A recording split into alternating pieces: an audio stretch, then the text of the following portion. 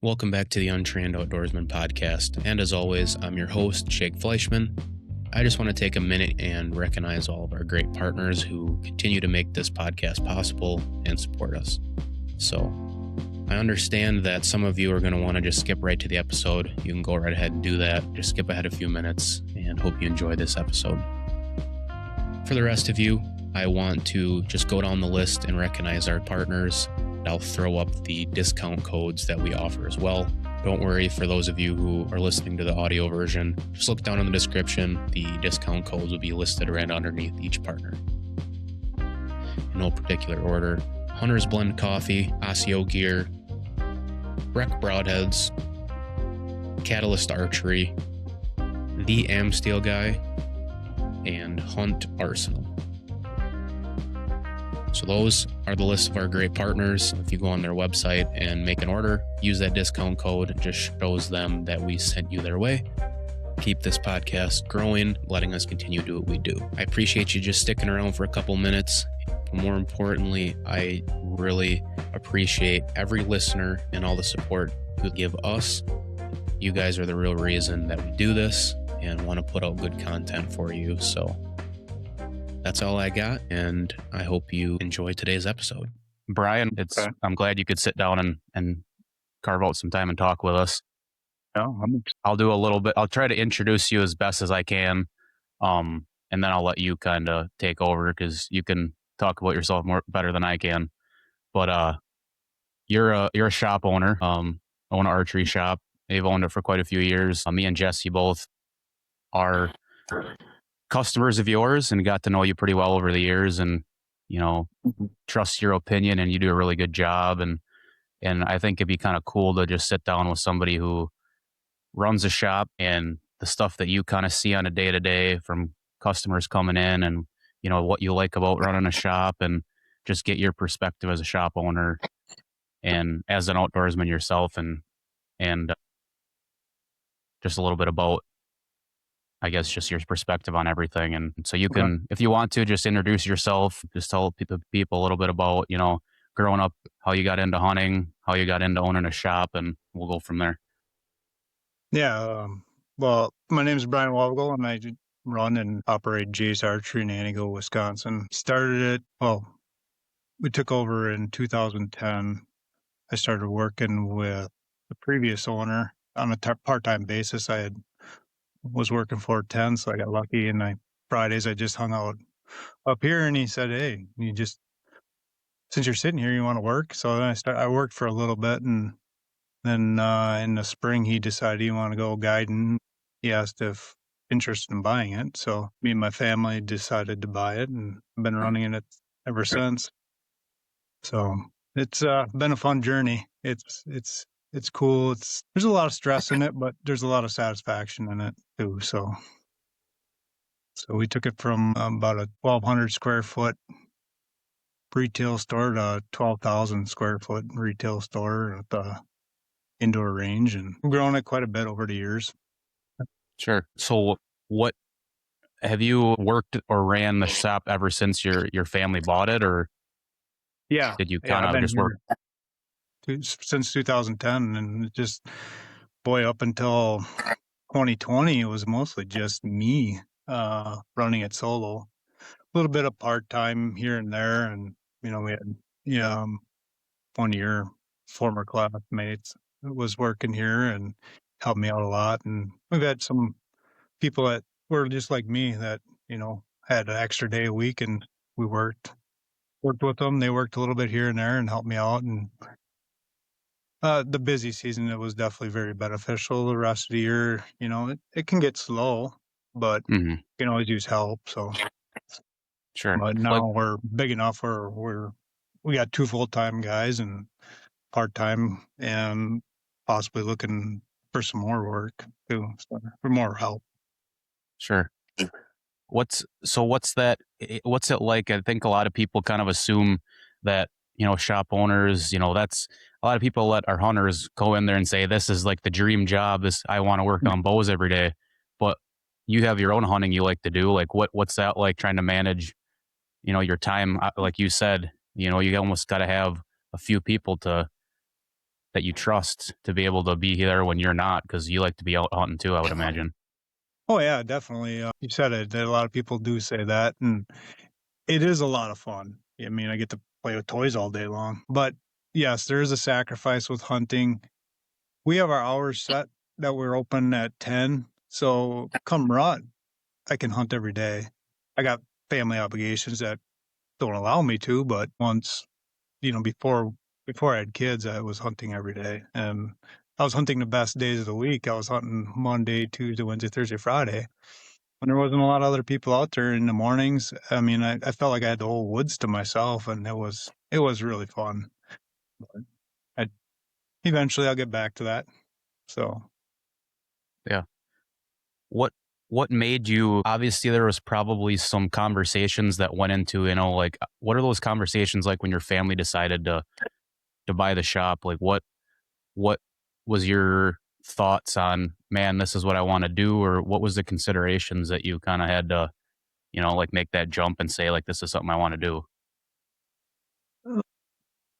I just always had a passion for hunting. I started up like most kids around Wisconsin. Dad's taking us out when we were young and dragging us along and during hunting season. And I was just hooked right away. I mean, ever since I could hunt by myself, I was out there all the time. But so when the opportunity came, I'm like, yeah, it was like a dream job, like a lot of guys wanted to do. Uh, Didn't fully wrap my head around all of it, but I just figured I'd go with it, and I did. So, but there was a lot of lessons to learn, and I was tinkering a lot with my own stuff at that time and learning a lot from Joe when I was there part time. But Hmm. man, I'm working on stuff nowadays that was made before I was born. So there's always going to be a learning curve, and you got to stay up with the new technology, but you can't forget the old technology too, because you're working on everything, and everybody's got a different like and a different style. So you're working a lot of different aspects. So it keeps it interesting, and it keeps you, it's important to have an open mind about stuff too. Just Yeah. because it works for me doesn't mean it's going to work for you or Jank or anybody. It's figuring out, archers and all that kind of stuff, and what works for them. It's fun. It's interesting. Yeah. I just got one thing related to that, and then Jesse's got something he can chime in too. But um, what's like your mindset when it comes to, like you just said, you probably have your preferences, just tinkering with stuff and what you like, and what works. You have a professional opinion on things that Hmm. maybe the consumer doesn't, that walks in the door. Like, what is your approach to not telling someone what they should be getting or doing versus taking what they already have and kind of allowing them to make their own decision and kind of work with them. I feel like a lot of people appreciate that about a shop where, you don't necessarily say, oh, you're doing this wrong, or you need to be shooting Hmm. this versus this. You're kind of just like, okay, this is what you got. This is what you like. And we're going to work with it and kind of cater to them. You know what I mean? Oh yeah. I've never been very pushy, even in my sales strategy. I'm not a pushy person. So I usually start out trying to figure out where they want to be. What are they trying to achieve? There's the money question, where do you want to be money wise when you're buying a new bow? I mean, guy only wants to buy a mid price bow. I'm not going to go try to ram a high end carbon bow that's $2,000 bare bow down its throat. So I like to just figure out where they are and what their end goal is too. If you're target archery and you want to hit dimes at 60 plus yards, it's a different, if it's a, can be a little different deal, but most of us, and most of the sport itself is bow hunting. So, and everybody's got a different outcome they want to achieve. So we try to start there, figure out what they want. If it was that simple, if it was one way, it would be I'd have one bow on the shelf and one sight and need to have one release, but it's not. Yeah. There's so much stuff out there. So everybody's got a different feel and taste, and So just kind of try to figure them out and start with those questions. And I try not to say, well, this is the best and stuff like that. Let's just figure out what works for you, what you like, what's comfortable for you. Because the mental side of archery is huge. If you can't get comfortable with any of your equipment, you're on a you're fighting a battle just in that aspect alone. So Yeah. I always feel like figuring out people is the best approach, I feel. Yeah. Jesse, you got any thoughts there? Yeah, so I was wondering, so over the years with ever changing equipment, different cams, different limbs, different tuning apparatuses and stuff like that, is it getting to be a pain? You don't think of it, but a 20-year-old bow is still pretty common in most people's hands, and like finding parts and replacement parts for stuff like that. And a lot of people are not wanting to spend the money on, a new flagship bow or even try to get into a midline bow. Are you having problems, finding stuff from, you know, 10, 15 years ago, replacing stuff? Or Depends on the are you, manufacturer, really. Some companies like Matthews is great to work with. I mean, they still make all their limbs, the cams. So you call them up. Yeah, we still got parts for it. And there's other companies. It just Matthews came to the top of my head right away because it's that easy to get the stuff. But some of the other companies are just like, okay, when we're done manufacturing stuff, we're just done. And sometimes it could be 5 years, sometimes it could be 10 years. Luckily, I'm a hoarder, so I got all kinds of spare parts laying around. So I can dig through piles and find stuff sometimes. But I guess I said luckily I'm a hoarder. I don't know if that's quite lucky. Lucky for the consumers. Yeah. Because I know you do, let's say, different than a lot of people, and some people are kind of going that way, and some people are taking it away because it doesn't make sense business wise for them. But like the used bow program, I know a Mhm. lot of people are doing that where you allow people to maybe trade in something older if they want, if that what's what gets them to upgrade. Um, take a little bit of the price off there, and then you maybe have something used you can sell to someone not looking to spend $2,000 on a rig, or have parts for that kind of bow. Like what? How does that program go for you, or is that pretty That's pretty successful good. for you? Or Yeah, it really helps out move new bows and get the guys that are just in the market for a used one. Predominantly, we try not to sell a whole lot of the used stuff here. We got other avenues that we try to just turn and burn them and get rid of them right away. But we always have them here, so I'm not afraid to sell a guy one if that's what he wants. Is it? I mean, he's gonna get it somewhere if I don't have it. So why not? yeah, yeah, it's kind of nice that you put it that way. That like when someone comes in, you're first asking those questions like, what do you want out of a bow, or what's your price range? I think that's a good place to start because there's everybody makes good stuff now, and Mhm. there's a lot of prices are starting to maybe level off and come down a little bit. You're getting a little bit more for your money, not what it used to be maybe 20 years ago, where everything was reasonably priced per se, but Yeah. there's companies that are making bows now that are pretty have all the meat, the guts of the good, the materials and the technology, and incorporating that into a bow like under $1,000 or what Yeah. have you. Yeah, there's definitely seen a little bit of shift back towards that too. The prices are getting up there. And I mean, get some sites that are $600-700 and the non-electric sites too, at that. So, but there's a lot of good stuff out there, and most of the companies are going to try to cater to all the markets too, not just high end. So we need to do the same. Yeah. What have you seen? Everything's getting a little bit more user friendly to work on now, or that seems like what just the industry's going towards for whatever reason, is like making it, you know, micro adjustable, this, that, and the other, tunable Yeah. without a bow press, all this stuff. Like, what have you seen more people doing, getting bows that really chase that, and because they don't want to work on their own stuff, or have you not really seen that being a selling point for people? It's a small portion of that. It is. I mean, if you're the archer, yes, it is a nice feature to have, but you also have to have the knowledge to know what you're doing with it too. And a lot of people don't want or just don't take the time to educate themselves. Right. And so they're just like, well, we'll just bring it in. I don't want to screw it up worse. So it's a great feature for us to use too. And it allows us to micro tune and get that tune just where we want it. Before we're working with shims and, well, this is as close as we're going to get.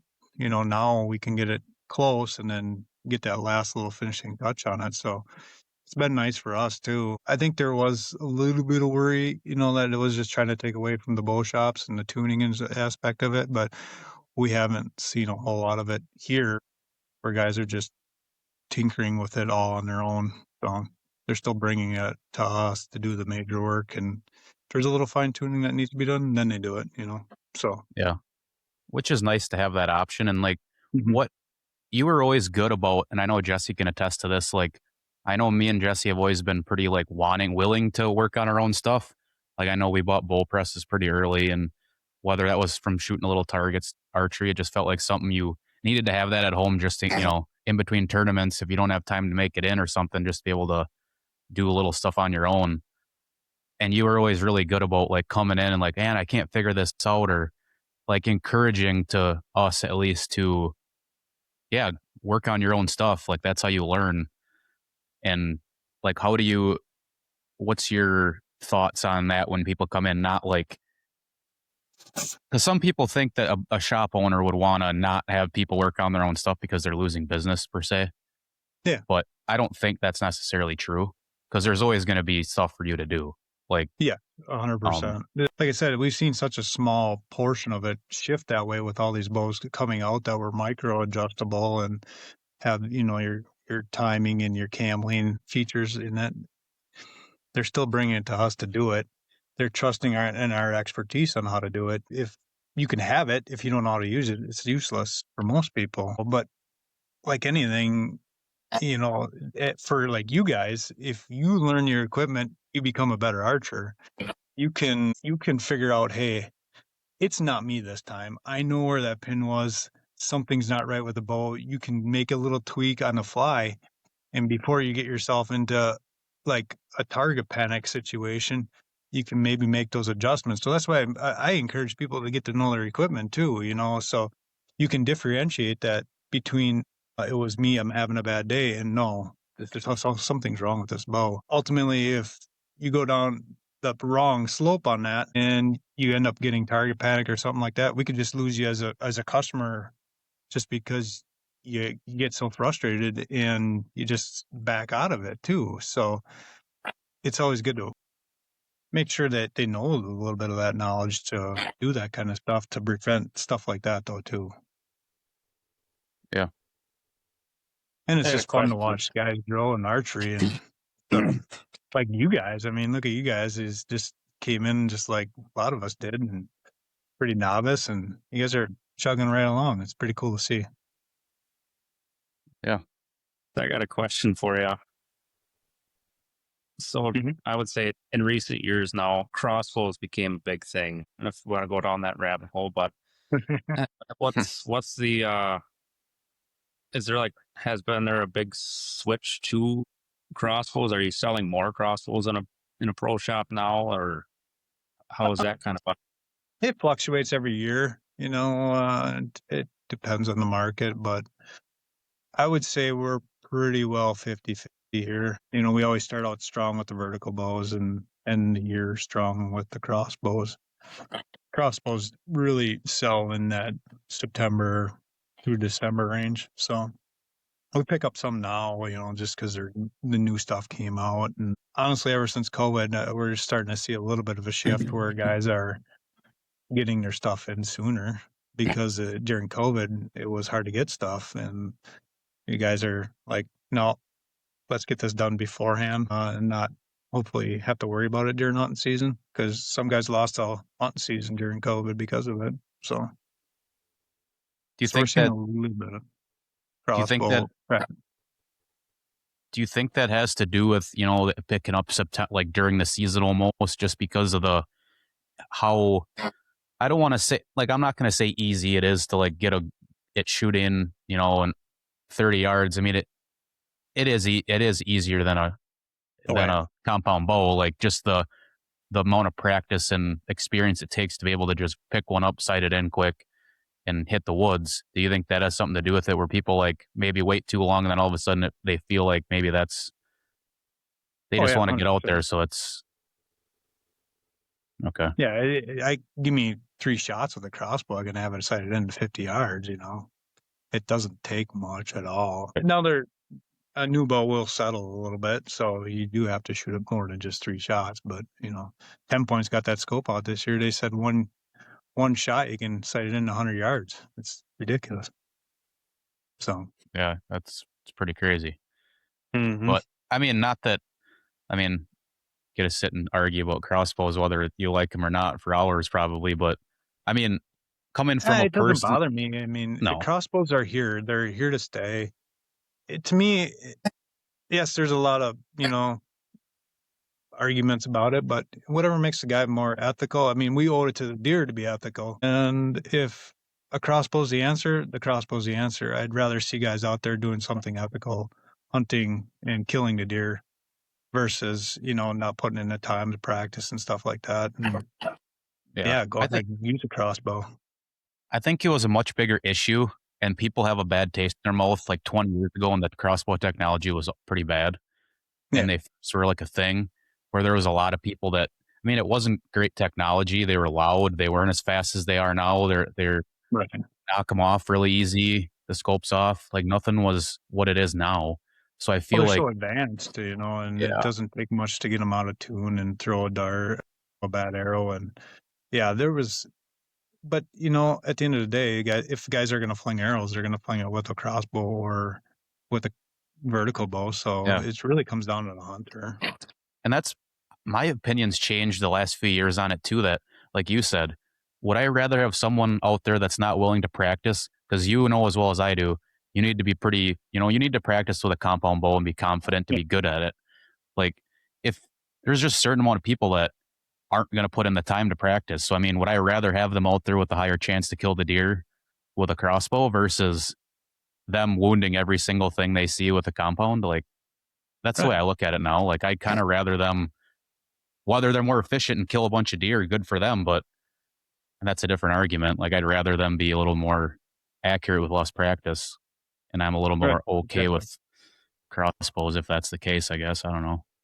Yeah, and I wasn't around when the recurve and compound, you know, was there, but I'm sure they had the same arguments back then. And I mean, here we are, how many years later?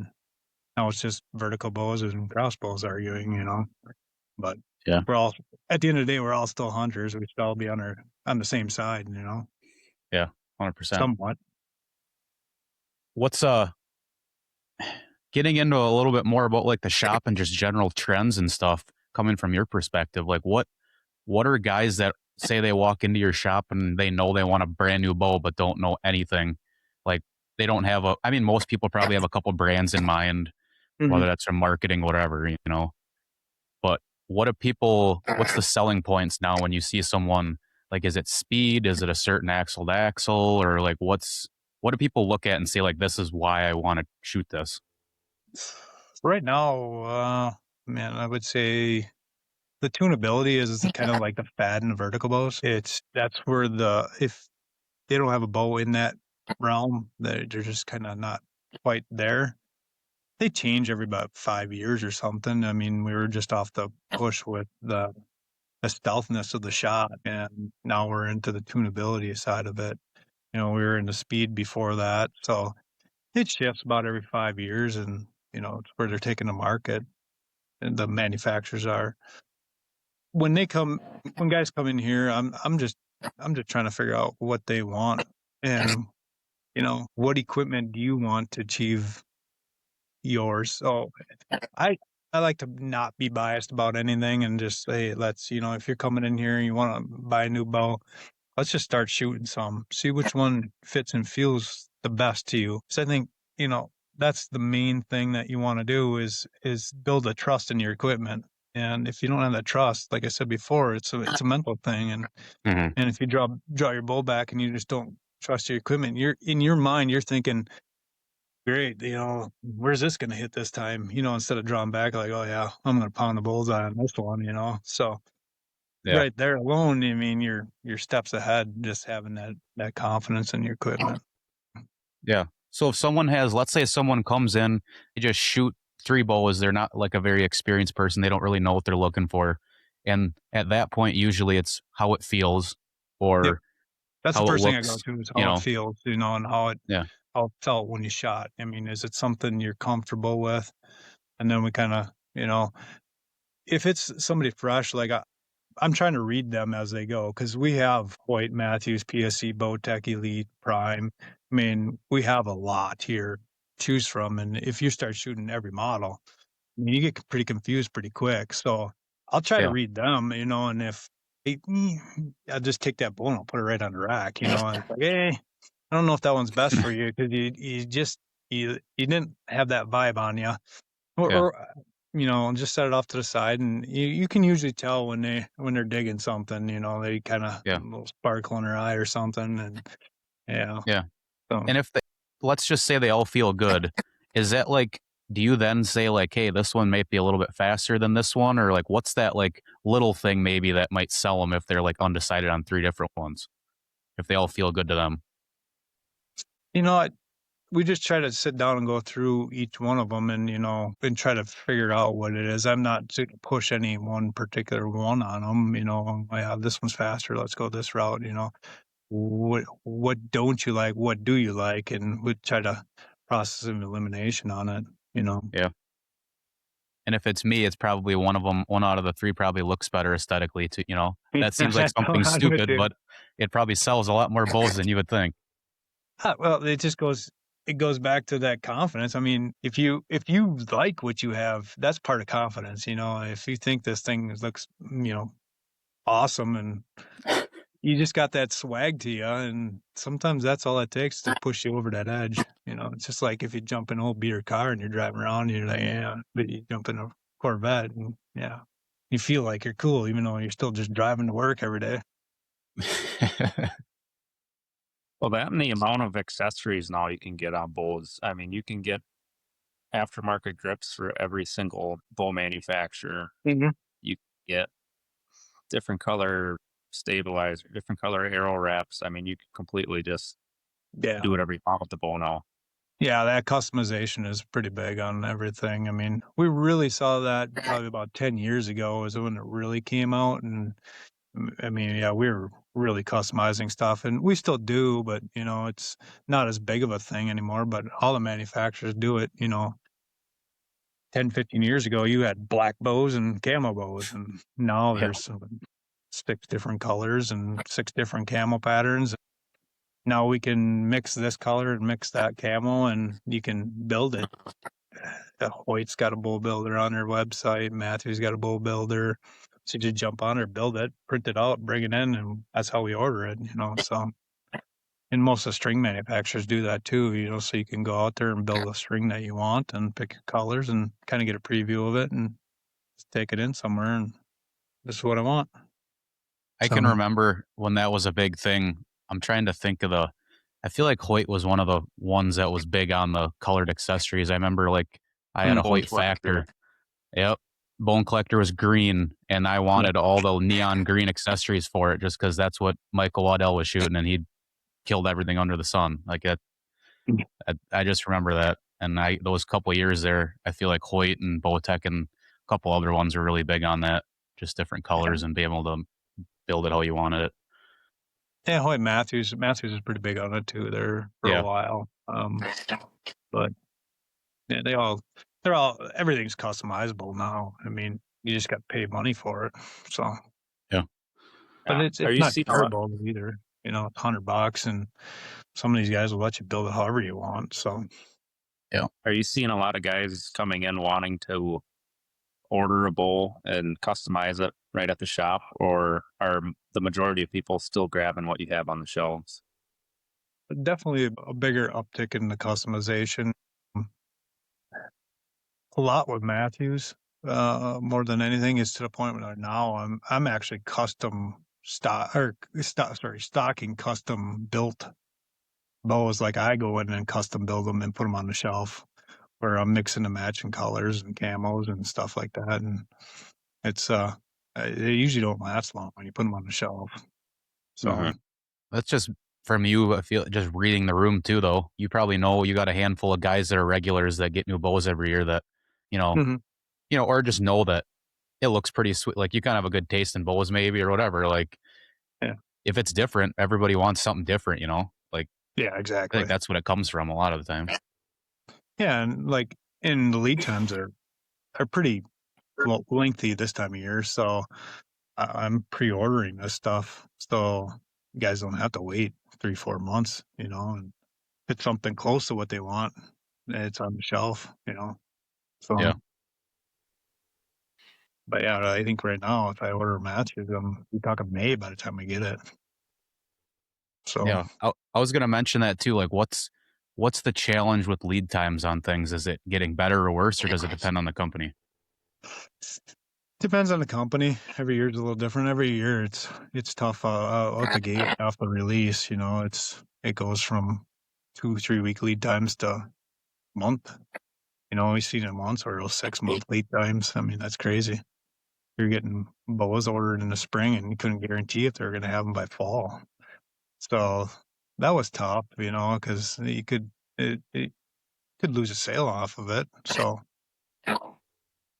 Yeah. it became harder on us to stock it. And it's a gamble, if you're putting all that extra inventory out there. Yeah. So what's that? You probably have a pretty good idea. Just like, I'm sure you have numbers and crunch numbers, like how many bows you order a year of a certain, like right off the bat. But like, Yeah. what's that? What kind of thought goes into I'm sure your bigger brands in your shop are probably Matthews, seeing as it's a local Wisconsin company, Mhm. that or whatever. I don't even know what other brand would be second for you probably, but like, Hoyt's number 2 for us. yeah, it's probably across the board, just for everywhere. It's kind Yeah, of, if you pretty don't much. have those two bows in your shop, you're probably losing potential sales just because a lot of people know that that's what they want. And it's just popular. Yeah. But Yeah, like, and then the rest of them.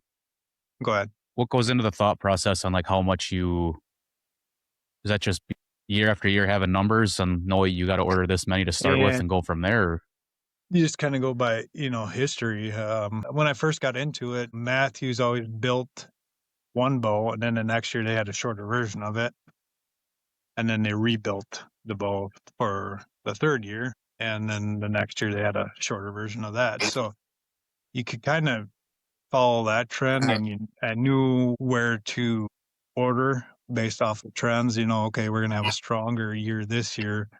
Next year it's gonna be a little bit softer year, so we scale back a little bit. But it's not quite that way anymore. So, like I said, the customization is kind of been a little thing for us lately, having those custom bows on the shelf. So, but you just I like to start off a base number and just kind of work from there.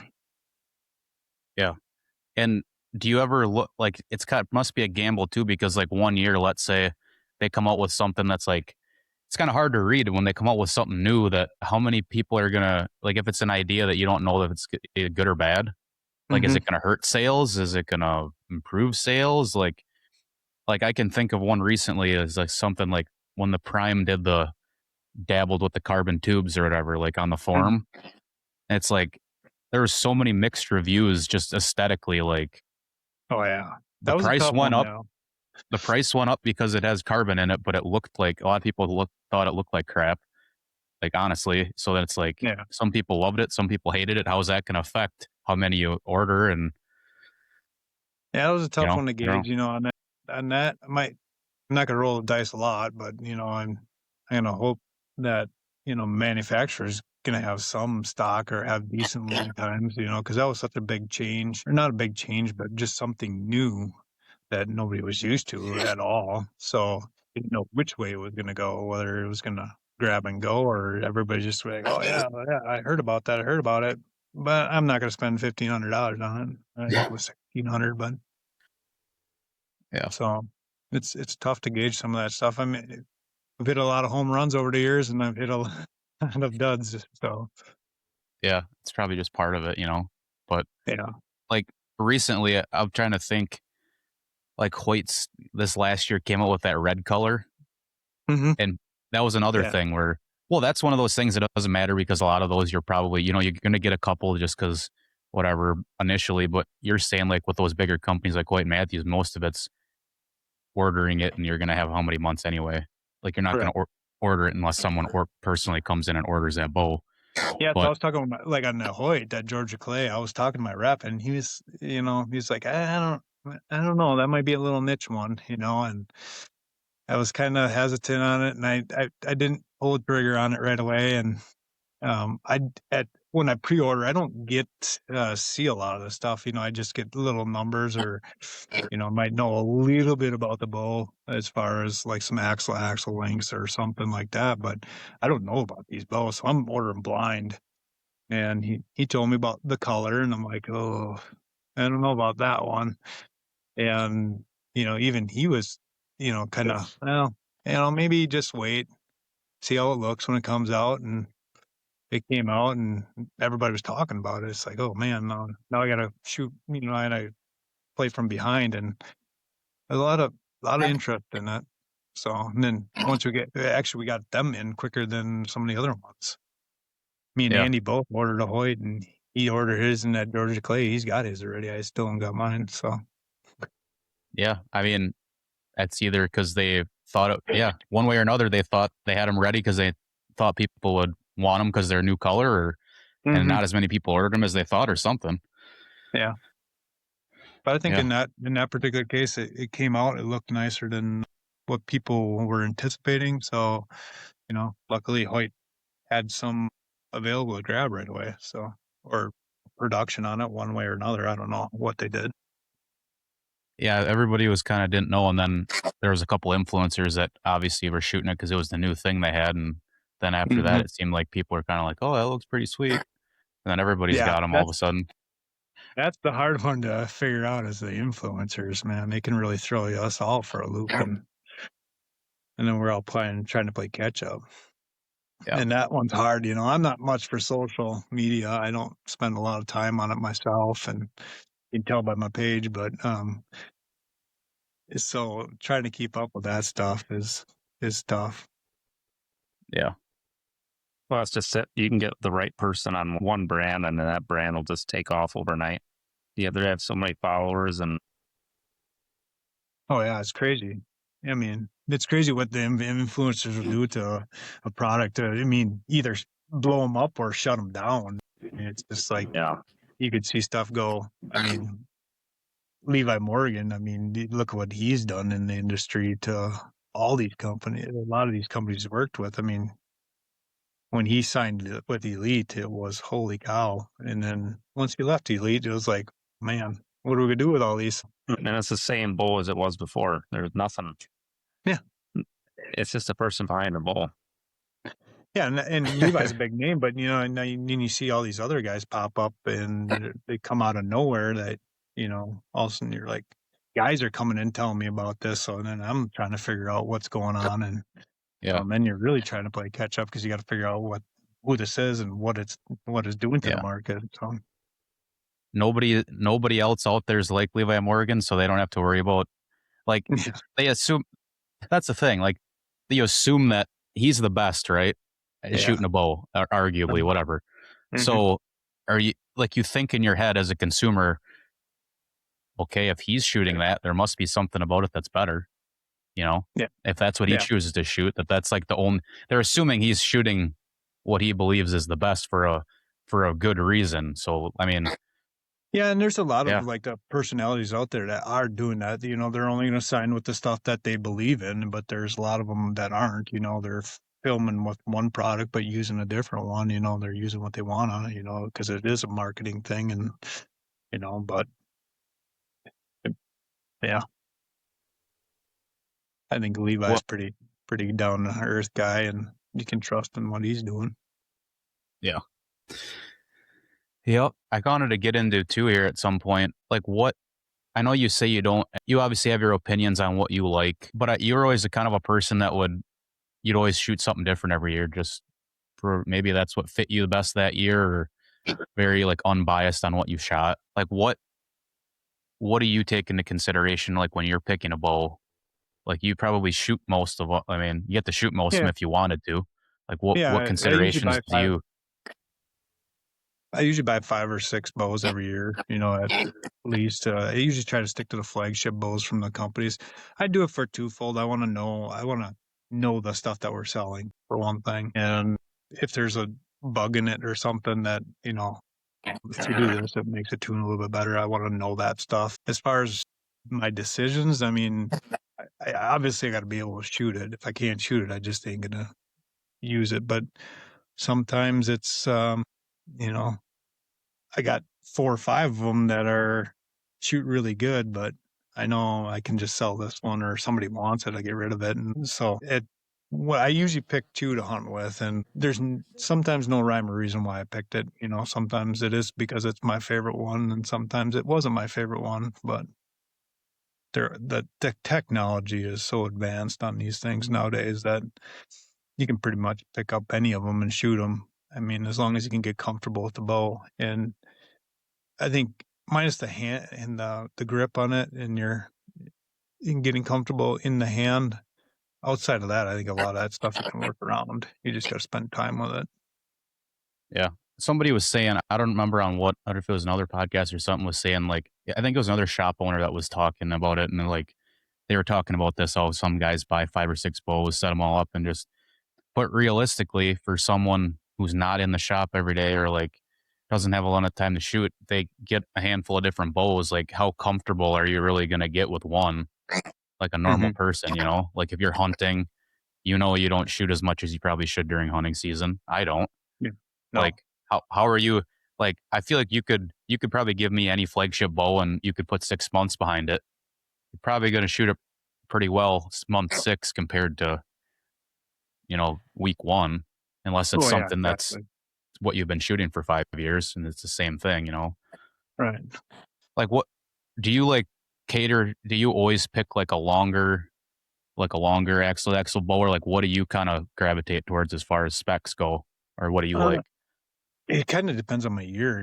Lately I'm pretty involved with my kid hunting, so I don't actually honestly hunt a lot around here. I'm mostly hands on with him right now, for the next few years anyways. So a lot of my stuff right now is compact. I'm not running a lot of the longer axle bows. I can shoot them pretty good out, most of them out to 50, 60 yards. So I feel comfortable in the bow. So I just been using that because we're starting to transition out of the blinds and the towers and the tripods and stuff like that. So we're starting to get into some tree stands where I can start getting into some of them longer bows. But then again, I'm not going to shoot a lot of distance though either. So, but right now I used to take my bow with when I was with him, but now I'm kind of just sitting back and enjoying my time with him. But yeah, I like to keep a long axle bow so that if I, get into the more open shots, I have that. So if I'm going to hunt field edges or something like that, I'll probably grab that longer axle bow. But I'm on some of my stands and stuff like that, blinds, I'll grab that short bow, because them short bows now don't shoot like they did back when. I remember when the Triax first came out, I was like, I ain't shooting that thing. That thing's 28 inches axle. I ain't gonna do it. And it's actually one of my favorite bows from Matthews. I shot it awesome, and I just like that. Why do you think they kind of went away from that shorter axle to axle? Because I know they had the Triax, and then they had like a TX5 or something like that. TX5. And then they kind of just slowly drifted away from. So I don't keep on the up and up, but I don't know. They still offer a short axle to axle bow like that? They'll come and go right now. Some manufacturers will try to capitalize on that, here and there. Because that is still something that's there, but we they were able to trim down a lot of these axle lengths, and the stability came from the riser, because the risers are so long now that you don't need that extra axle length, and the cams are bigger, so you got a better string angle. So what used to shoot like 34 is now 32. So we're able to get a little bit shorter. When we lose Jake. No, Okay. my camera cut out, but Okay. if you can still hear me, Yeah, I can still hear you. I'll try to figure. I can keep talking. I'll just try to mess with some stuff camera wise. I don't know. Something popped up when I clicked it and it cut me out. So Oh, okay. there you go with the technology and a redneck running it. So I was having Brian was cutting in and out a bunch on mine too. Yeah. So I don't know what the hell you got going on. yeah, that's one thing about this system is it goes like strictly off of like your internet and Wi-Fi connection. Yeah. But If it's working on my end, let me know. I could probably try a different location too. These steel buildings are great with wireless stuff. I don't know. Do you want to try and restart it, Jake, or no? we'll just pause, or it doesn't matter. We can keep it rolling. I'll just dick around with it here a little bit. So we can edit all this shit out of here. Yeah, I can just cut it out. Because I was dicking with my microphone, and then I pushed that, and then my video cut out. So I don't know what the hell's going on.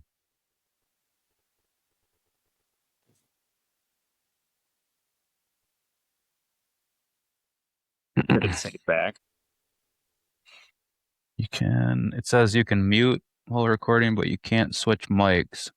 Well, I didn't switch anything. I don't know what to.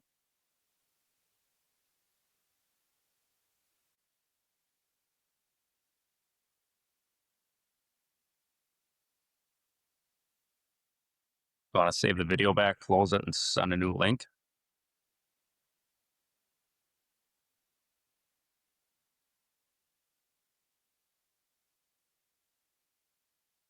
All right. Is there anything that you want to talk about? I know we've kind of been all over the place, but Yeah. or anything that like like I guess we'll go this route with it. As a shop owner, is there like you don't want to like say anything about any consumers or anything or guys that come into your shop, but like if from your perspective, is there anything that kind of you wish was different? Like, is there anything that kind of makes it hard on you that maybe people could hear and say, you know, when they go into an archery shop, it'd be easier on your techs and your guys doing the work if they would do something different, or maybe go that route with it? Well, like I said before, with the stress of the season, I mean, we get so much work, and we're starting to see guys bring stuff in early. So that's kind of nice that we're getting these string and cable changes done now after season and not 2 weeks before season. I know come fall, I mean, I'm working 16-hour days some days, and I work some pretty crazy hours and I don't sleep a lot. So, I mean, that puts a lot of stress on it. And, you know, I still have a home life. I still have family. I still have kids and stuff to do. But I mean, I love working. I love working on the bows. So I really don't mind it, but I do have a lot of obligations, you know, that. So it's nice that when people take the initiative to get it in, I really do appreciate it, you know, so it takes a little less stress off of us. And honestly, I mean,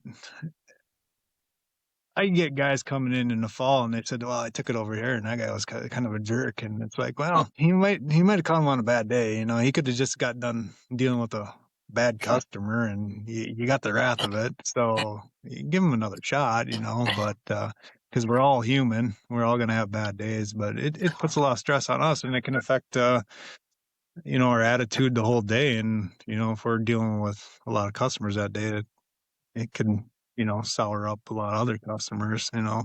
I mean, we got to deal with it ourselves, but yeah, it's nice to nice to get a little less stress sometimes. But no, I really like that aspect of it. People getting to know their stuff better. It seems like because in Wisconsin we are a crossbow state now, we don't get as much of that on education kind of stuff, like complete blindness, to some of their equipment with the vertical bows. So a lot of guys can navigate their stuff a little bit, and some, I would say September nowadays. I mean, most of the guys are shooting vertical bows. They're pretty well dialed in, and we don't see them a lot come November, December, unless it's an emergency. So we're seeing more of that time got filled in with the crossbows. So kind of balanced out nice for everybody, because crossbows do break during season. It's just part of the equipment. It's not entirely all the consumer or the archer's fault, but I mean, there's preventive maintenance that can go a long ways. And if I was going to give advice on the crossbow market, try to stay up to it, because it is such an easy thing to shoot. To make sure you do pull it out a couple weeks, especially if you want to make it out for opener. Come early September, I'm probably 2-3 weeks out on stuff on service. So Yeah. I want to see guys hunting as much as you want to be hunting, and I'm going to try my best to get it done as quickly as I can. But I also have a lot of stuff that comes in, so I try to take it in first come first serve. We do have a rush fee option for guys to use, but it's just going to cost a little bit to jump up to the front of the line. It's only fair. You don't overnight a package and pay ground shipping, so. Yeah. I mean, I guess it just seems like, I know I've probably been that person at different points in my career that wants stuff done, but just thinking about it as from your perspective, like how fair is it to walk in and expect, it to be done in 10 minutes when, like you said, you get other business, like especially during the season, like even sometimes when you go in there and you're just looking to get maybe our string reserved or something that doesn't necessarily take a long time, but it's like, okay, how much other work you got to consider the whole everything you got going on, like from Yeah. a consumer's perspective. Yeah, everybody wants to stay hunting in that time of the year, and I mean, you got to have a little bit of patience with us, because we all want you out there hunting as shop owners and technicians. I mean, we want to be. I don't want you to have to miss a hunt because we can't service you, but I mean, it is part of it. So we try to get you back out there as quickly as possible. But as a consumer, you got to understand that you're in the same boat as a lot of other people, and a little bit of patience, I mean, goes a long ways. And sometimes I'm not going to speak for everybody, but sometimes they might say, well, this guy was pretty decent. Let's cut him a break, and it's a 5-minute job. Let's just get him in and out. If he's always decent and drops it off, and hey, you got just call me whenever it's done. And then he comes in and he's like, I just need this done real quick so I can get back out in the woods. Well, I'll try to sneak in right away. Yeah. Just being upfront from both sides, like walk in there and say like, hey, I need this done by this day. And then at least you'll be able to tell them like, I can or can't do it. You know what I mean? Then you're not guessing, and then you're not pissed off when it's a week down the road you call and then you're like, no, I haven't got to it yet because you didn't let me know that you needed it done right away. It's the same thing with like taxidermy or anything else. Like, I'm always been the person that, whenever it's done, just call me or whatever. Like, whatever. We're seeing a lot more of that nowadays. When I first got into it, it was, you tried to do the work right then and there. And, but now a lot of guys are just dropping it off and just call me when you're done. Yeah. So, which is kind of nice. It takes a little bit of stress off of us, and, you don't have somebody sitting there watching over your back, and we can just kind of flow. And I get gabbing about something, especially deer hunting, and it might take me twice as long to do it. Yeah.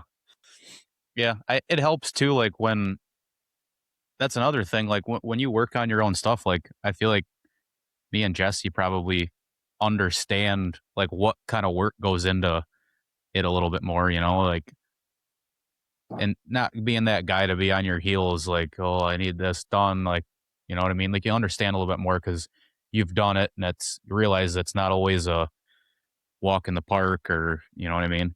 Like, I don't think a lot of Right. people Yeah. understand what actually, like, you don't want to, they're finicky machines too. Like, you're not just going to like toss it around and break a limb. Then you're really screwed, like Mhm.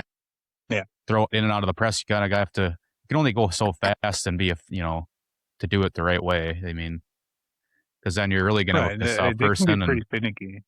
yeah, then you got to have So whatever lead sometimes, times to get limbs, or then it's an Mhm. issue. And then you got to front that. And then it's just a snowball effect on your end. Yeah. Yeah.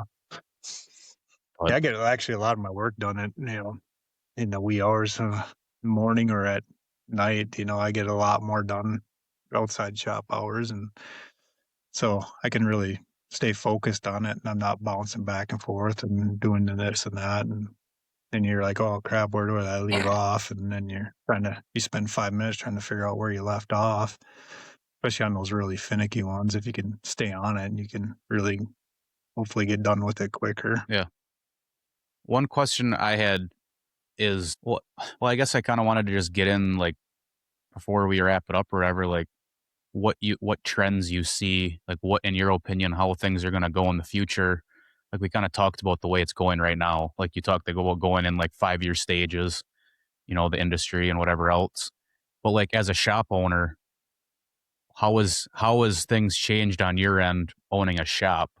Like, have you seen get more business or have a better luck with offering more services? Like, I know you build strings on the side, doing little stuff Mhm. like that to maybe make it a one-stop shop for somebody, or like, talk about that a little bit maybe.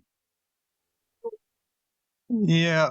As far as the market trends, it's really hard to predict where the manufacturers are going to go for it and where their market's going to go. When it comes to the shop, my focus has been inventory. I like to have a lot of the stuff here. Because guys still want to touch it and feel it. If they're set on it, I mean, it's pretty easy to order off the internet and get it shipped right to your house. A lot of times you can get it quicker than I can get it. If I like sometime, there was a certain site a few years back. I mean, it was 6, 8 month lead times. I could jump on Lancaster and order it and have it in a week if they had it in stock, so it's hard to compete with that kind of stuff. But, um, so I try to keep my inventory and make sure I have what needs to be here.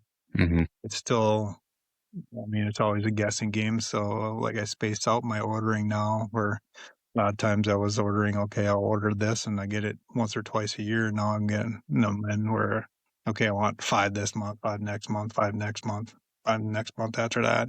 Just kind of keep a steady flow of it. So I have it here more. So I've been really focusing on that. As far as like services, I always trying to provide the best value I can um, with the service. And there's always a different expectation of the consumer. Some guys walk in and say, well, I just want just bolt the stuff on. They're expecting you to pie plate at 20 yards, and then you get the next guy that walks in that says, well, that one broadhead's fine at 60 yards. So I'm starting to differentiate like that kind of pricing too, because I don't think it's fair for the guy that just wants stuff bolted on, and our expertise and where the stuff needs to be, and not necessarily you don't want a paper tune because you don't want to, they just don't want to pay for it. They just wanted to bolt it on and hit at 20 yards and pie plate, and why should they have to pay, the same rate as it something that takes me, hours to do. So I try to, I'm trying to break stuff down like that, just trying to find different ways to hit the different markets too. I've got a couple ideas I'm throwing in my head. I've been chewing on it for a little too long, but I need to really put it into action. Yeah. Do you see, I guess, like you said, it's hard to tell what things are going, but like, you see a lot of companies going towards, like Jesse was talking about earlier, like the integrated, like having their own line of stuff. Like, I know like Matthews and Oh, is a big one. Hoyt has their own stuff too, or is that yeah, like you're starting to see a lot of conglomerates even, like, let's take Bowtech, for instance. I mean, Bowtech owns the bows. They own a crossbow, the company. They own, well, I shouldn't say Bowtech, but Pure Archery, which owns them all. They have black, gold, ripcord. I mean, so they have everything. So it's a one-stop shop on that end too for us, that we can, get all our stuff right from one conglomerate. yeah. So you're seeing that. I mean, sometimes we don't like to see it because we know the investment group or the owners of it might hurt the quality of it, but it's part of it, Yeah.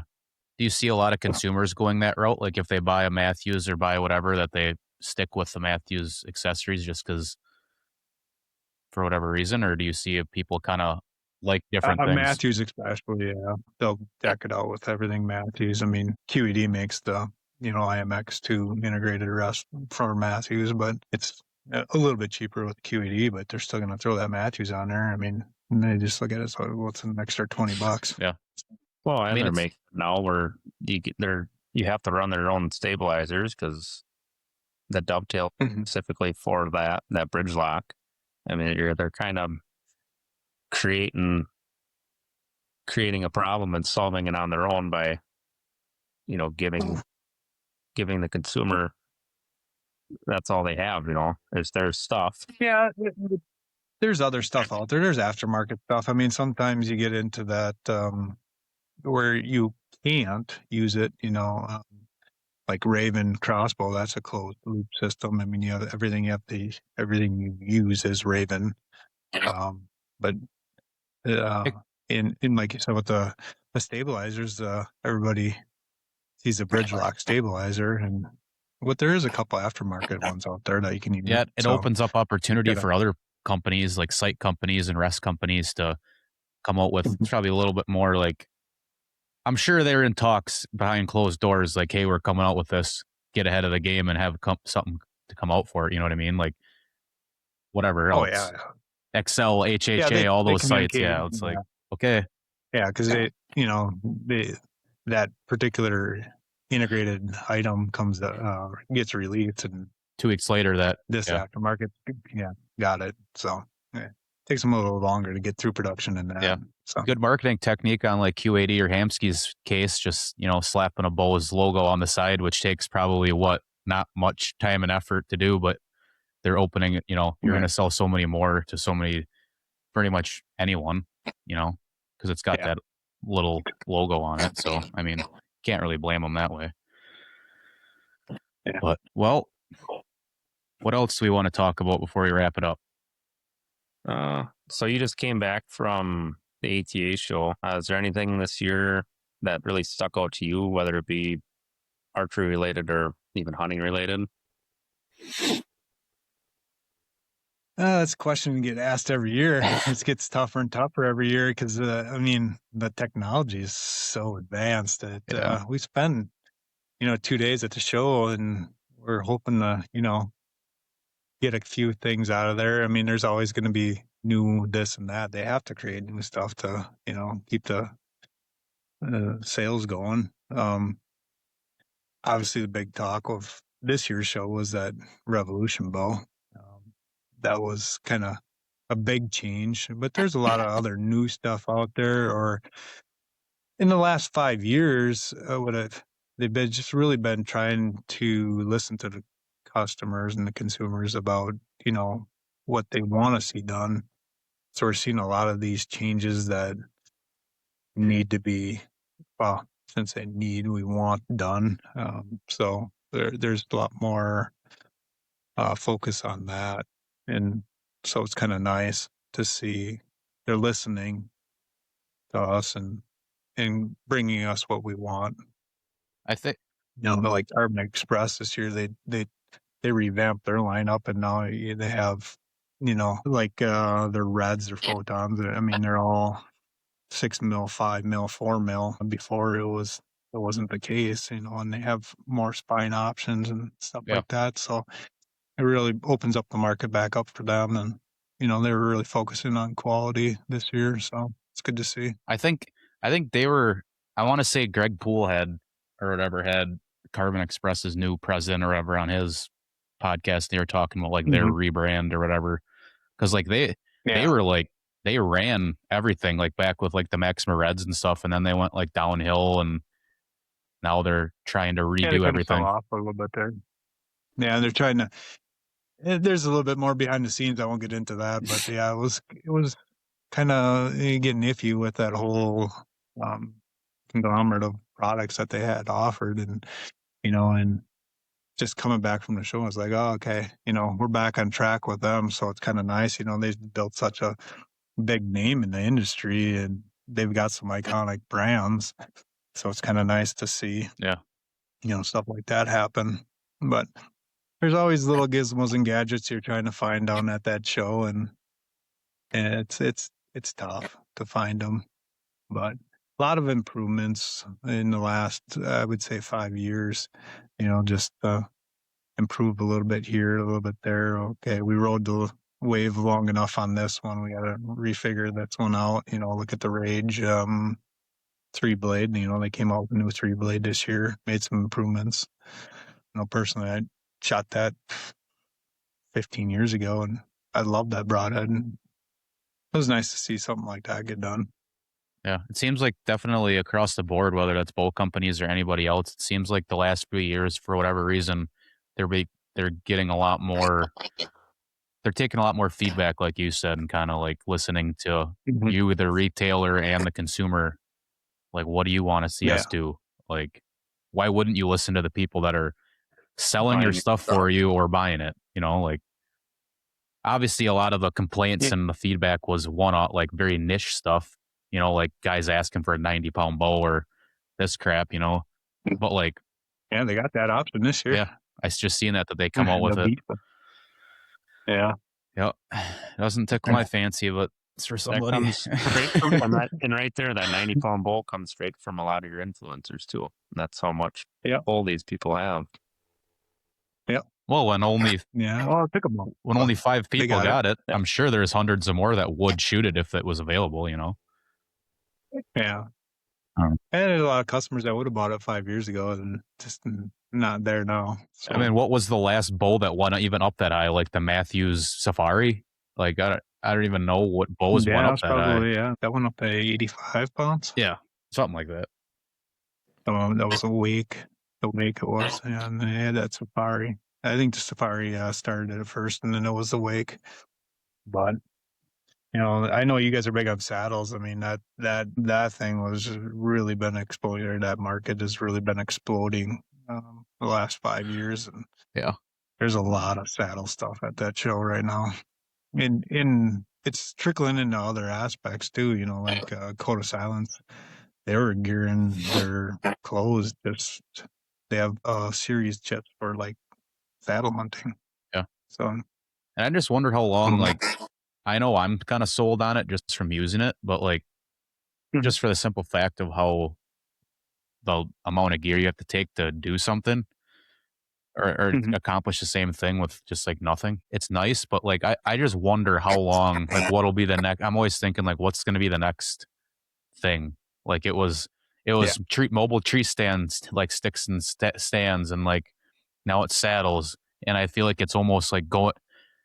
I just wonder what the next, like pretty soon you're going to just be on the ground. Ground hunting. That's there too. I'm starting to see guys do that. Pull the Uno reverse and go back before there was even tree stands. Oh, look at the guys hunting flannels now too. Not even using camo clothes and just flannel hunting. Yeah. No, you'll always have them niche guys like that. Yeah. Anytime anything goes to extreme, they catch a lot of people's attention. That's not just hunting, either, but it really grabs guys' attention and it really pulls people in, and whether it goes or not is another thing, but yeah. It's always changing, which makes it.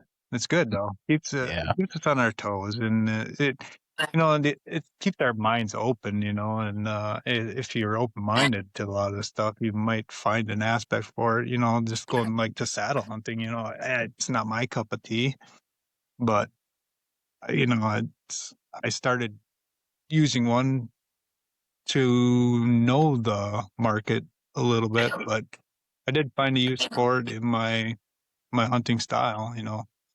I with my kid, I could just jump on the backside of the tree and I'm always out of his way. Yeah. So, and then I started finding out, oh, this ain't what I thought it was going to be. I didn't think the comfort, it was there for me. But it actually is fairly comfortable to sit in, and it is kind of nice. Yeah.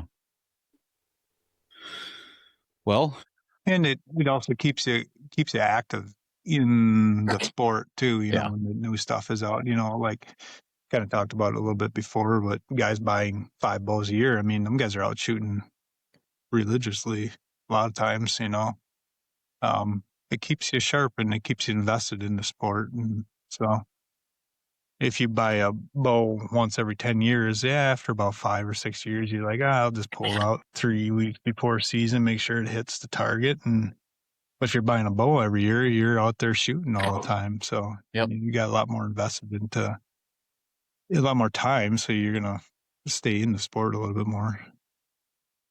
Yeah. I don't know. It just, like you said, it keeps you invested. Whether you're buying the latest and greatest carbon bow every year, that's not like the point. That's not really the point. It's like I've always been someone to try something new every year because I want to shoot everything. I don't think I've shot the same Mhm. brand back to back years in the last 10 years. Like it's just like wanting to know what I like, not like, and I don't know. It's just keeps you on your toes. You're always setting a bow up every year. You get to know the equipment, get to know like what people do different to make their stuff better. And I don't know, you just understand bows and archery better. I feel like doing that. Not saying Yeah. everybody should do that because it's a financial investment, but Yeah. I don't know. Yeah. Well, and you might find something that actually does fit in your style. And I mean, to just go out and think that this is it and you're going to use it forever, and it's not the case. I mean, deer don't do the same thing every year. They evolve and they figure us out, so we gotta try to stay one step ahead of them. And that is equipment upgrades and changes. And, I mean, you come up to northern Wisconsin and you guys know this. I mean, deer are looking up in trees, Yeah. So these guys that are hunting on the ground now, they're just saying that, yeah, the deer just walked by and didn't pay any attention to me because they're not used to seeing hunters on the ground. They're used to seeing them in the trees. So, yeah, it might not have worked 10 years ago, but just to write it off forever is pointless. So, too, I mean, there comes a time where things change and you gotta adapt and Yeah. stay proficient. Open mind for sure when it comes to just about anything. Hey. That's the best way. Hey, never stop learning. No. And you always got to change, every deer's different. They do different things. So it's just because this buck did this, or the 5 bucks did this for the last 5 years, doesn't mean on year 6 that there's going to be another buck to take its place in that exact scenario. You might have to adapt. Mhm. You're probably, you're going to have to adapt. Yeah. Well, Jesse, you got any final thoughts?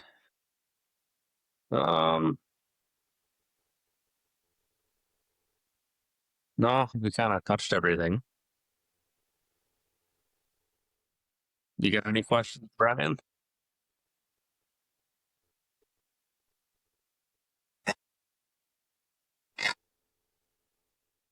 No, as far as the shop, not much. I think we kind of covered quite a bit of it, but I mean, I could talk hours on it, but it's good to see you guys and what you guys have created. And it's, this is part of what I love about this, about having the shop, is watching guys come up. And I mean, you look at you guys just being just another average day in northern Wisconsin hunters, and now you're out here doing podcasts and creating all the content, and it's cool to see. Missing deer, killing mediocre deer. enjoy We're doing all of it.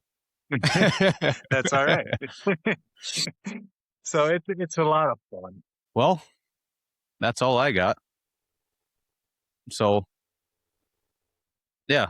Why don't, before we end it, well, you kind of talked about it already, just let everybody know like the name of the shop, or if they where it's at, in case people want to stop in. If they're in, there's probably only a select few people that live in northern or central Wisconsin, but if you're in the area, I'd highly recommend it.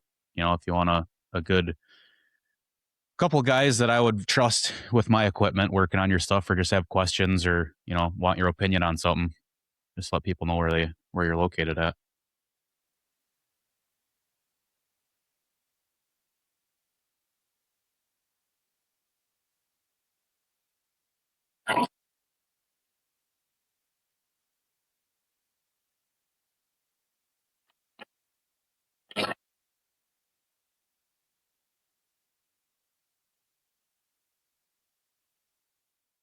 Yeah, and you have, if people punch you into Google, you'll show up.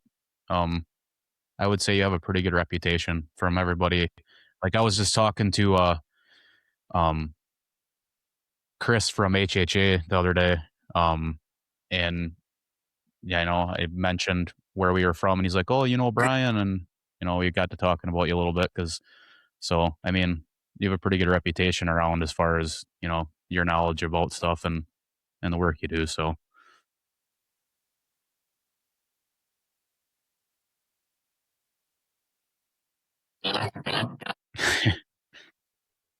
Yeah. Well, keep up the good work, and I appreciate you sitting down and talking bowls a little bit. Yeah. Yeah, thanks for sitting down. So you can get back to work. I'll end the